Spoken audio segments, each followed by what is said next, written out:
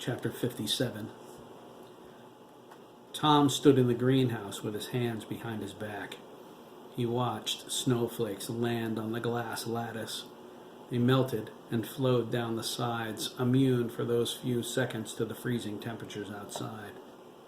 Like rain, he thought. Cleansing spring rain. It masked the fury of the storm beyond. The access door slid open. Tom didn't have to turn to know who it was. It was Dr. Wang, following his orders to notify him when they were ready. He felt an unnatural calm in the face of the coming slaughter. They were going to die, all of them. The Wolf Boys, the Marines, Ryan, and that traitor, Darcy Dubois. After everything I've done for her? Tom might have loved her once. Now he could only kill her. The fact he intended to do that anyway was irrelevant. The storm rattled the lattice with a powerful blast of wind. Dr. Wang's timing was perfect. The longer Tom stood there, the farther his thoughts drifted. He saw the edge of the cliff in his mind's eye. He saw himself kissing Darcy goodbye before pushing her over the edge. "We're ready," Dr. Wang said, moving in next to him. Tom said, "Good." His heartbeat picked up with the adrenaline flowing through his veins. This will all be over very soon. Dr. Wang cleared his throat. "I feel I have to caution you, Mr. Director," he said. He waited for Tom's undivided attention before continuing. "This isn't a wise course of action." Tom glared at him, but said nothing. Dr. Wang continued, taking his life into his hands, but it needed to be said. Perhaps the director wasn't too far gone to listen to reason. This was an abomination. Surely he saw that. There was a time for murder, a time when everything perished, but to callously throw the boys away when they were so strong, so filled with promise? Dr. Wang didn't know how far his fading courage would take him. He spoke softly, deliberately, hoping his words would carry the force needed to move this mountain. "Our control will be limited," Dr. Wang said. "There's no guarantee they won't turn on us when..." He stopped short, the cold barrel of an Agency 9mm pressed against his temple. Tom spoke, his teeth grinding together. "I run this show, Doctor." "Indeed," Dr. Wang agreed, sweating. It dripped onto the gun's barrel, ran down its length, and settled into the edge of the grip. An odd thought came to Dr. Wang as the scent of his perspiration hit his nostrils. He needed some deodorant. It wouldn't do to die smelling bad, would it? "Good choice," Tom said, holstering his weapon. Its weight against his chest made him feel powerful. He turned away from the lattice. He walked with pronounced heavy strides across the greenhouse to the Alpha Wing access doors. Dr. Wang followed, but not too close.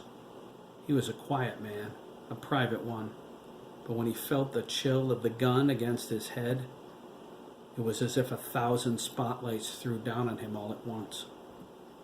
His left hand twitched. He slipped it into his lab coat pocket. Like Dr. McAllister, and unlike Dr. Meyer Brandis, Dr. Wang never attended any formal agency training. Controlling his emotions in this situation was difficult, although his heritage demanded it.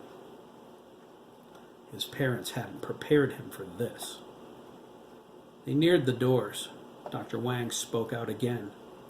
He wasn't sure if it was anxiety filling his mouth with words, or the gnawing feeling of the wrongness of it all. But it was something he needed to do. Everything he believed in, God, duty, and honor, compelled him. He never knew his faith was strong enough to slice through his feelings of self-preservation. When he opened his lips, prepared for the bang, he thought the crack of his skull would be the last sound he ever heard.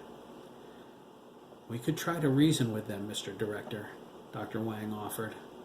He hoped those words weren't going to be his epitaph. Tom stepped into Alpha Wing and stopped. He waited for Dr. Wang to walk around him. He crossed his arms and spoke with a patronizing tone. "I'll listen to you, doctor," he said, squeezing his arms into his chest, "because killing you right now would be too damned easy." Dr. Wang nodded. "It was merely a suggestion, sir. We are, after all, the only family they've ever known. We might be able to convince them to come back if..." He stopped, his gaze becoming far away. "If what?"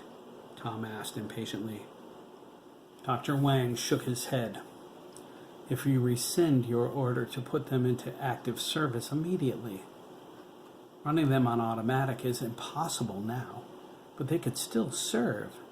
For them to reach their full potential, they need to grow and mature. Their human half controls the onboards now. We need to appeal to that part of them. They need us. We can make them understand. What other life could they have? Without this chance, they have nothing." "And if they won't listen to reason?" Tom asked, scratching his head. "Or if they turn on us again? It's too much of a risk. They have to be taken down. Taken in, perhaps, not taken down." "I disagree, Doctor," Tom replied, his expression darkening. "Their lives are irrelevant to my plans. The next batch will be different." "The next batch?" Dr. Wang asked. "You said that before. I'm not sure I understand." "It's simple. Most of the time spent in the complex is devoted to raising the boys, is it not?" Dr. Wang nodded. "Remove the need for all of that, and what's left? Simple maintenance? You and Dr. McAllister can handle any fine-tuning to their systems while they're in service. And then..." "But they'll be dead, sir," Dr. Wang said. "We'll be creating cybernetic werewolf zombies." "And you'll get over it, Wang," Tom replied. "But how well would you get over me shooting you in the middle of your forehead?" Tom tapped the scientist between his eyebrows with his index finger. He had to reach up since Dr. Wang was taller. They stood in silence for what seemed forever. Tom turned toward Gamma Wing. Dr. Wang watched him as they walked, so strong, so confident and powerful. He lowered his gaze and closed his eyes. "That's it, then," he thought. "There's no turning back now." His thoughts drifted to Kelly, his fiery red hair and deep violet eyes. How many times had he rejected his implants, and how many times did Dr. Wang fight to bring him back? He couldn't count anymore. Alpha Wing seemed incredibly empty just then. Dr. Wang felt the sting of loss. He shut his eyes tight against it. Robotically, he followed Tom into ops. Dr. Meyer-Brandis leaned over Dr. McAllister's workstation. A cold rage set in her face. Dr. McAllister typed lines of code at a furious pace, but they were being deleted almost as fast as he inputted them. She gripped the back of his chair, her nails trying to pierce the black leather. Tom moved in behind her. Dr. Wang went to his station. "I can't keep this up, Carolyn," Dr. McAllister gasped, sweat running down the left side of his nose. It itched like mad, but he didn't dare stop typing. "He's too fast." "What's happening?" Tom asked. He looked at the monitor and saw what seemed like an alien language. "McCall," Dr. Meyer-Brandis said. She clenched her fists. "He's trying to gain access to TCOS again." "If he does, he'll know everything we've done," Dr. McAllister said. "Then keep him out," Tom exclaimed. "I'm trying, sir. He's very good." Tom looked at Dr. Wang. His eyes said, "Reason with them, huh? Not on your life." Dr. Wang frowned. "Finally," Dr. McAllister gasped. He kept typing. "What?" Dr. Meyer-Brandis asked. "I've locked him out of the history files," he said. "I've encrypted them in a manner that even the Wolf Boy God satellite would need days to decipher." "Thank God," she said. "What are you doing now?" Tom asked. "We have other systems, Mr. Director," McAllister replied. "Defenses for one. How would you like one of the automated rifles to start firing at us as we're walking down the hallway? I get your point, Tom said. Thought you might, Dr. McAllister said. His face creased with worry. Uh-oh. What? What's... Naughty, naughty, Corny's Wolf Boy 2 voice said. It came from the intercom system and echoed through the complex. McCall, Dr. Wang said, speaking into the microphone at his station. This needs to stop. You need to come home. Tom glared at him. Wang, you son of a bitch, he hissed. He stepped toward the doctor, but Meyer Brandis stopped him. Dr. Wang is right, Corny, she said, moving in next to him. This isn't accomplishing anything. We can help you, young man, Dr. McAllister added, still typing. You know something? Corny asked, his voice full of sarcasm. The air's pretty sweet out here today. Please, my friend, Dr. Wang pleaded. This isn't the way. It's not? Corny laughed. Brain death would be so much better.